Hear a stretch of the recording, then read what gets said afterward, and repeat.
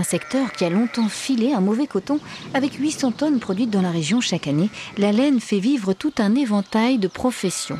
Il y a à peu près 1600 éleveurs en Limousin qui font partie de la filière, puisque c'est eux qui sont à la base de la filière.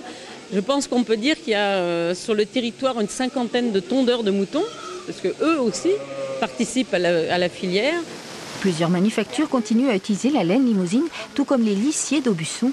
Mais les artisans du secteur doivent exercer le plus souvent une autre activité. En vivre complètement actuellement en étant artisan sans un peu de mécanisation, c'est difficile. Bon, c'est des petits revenus. Bon, maintenant, en campagne, on a peut-être moins de besoins aussi. À cause d'un cours trop faible, la grande majorité des éleveurs ovins continuent donc à délaisser la laine. Le cours de la laine, on a passé un temps, on n'était pas trop revalorisé. L'année dernière, elle a pris une bonne augmentation. On va dire entre 1,20 € et 2,20 € le kilo. On a eu des années à la vente à peine 30 centimes du kilo.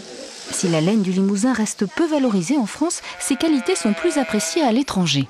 Ils ont une laine, alors certes, qui n'est pas d'une finesse exceptionnelle, mais qui a des qualités qui permettent de faire de la matelasserie, du fil, donc des matelas en laine, du fil de laine, des pulls, des choses comme ça. Ils ont des laines quand même qui sont intéressantes et tout à fait faciles à travailler. 90% de la laine, sans extrapoler vraiment, de la laine en Limousin, donc 800 tonnes récoltées en soins chaque année, part en grande partie donc en Russie et en Asie.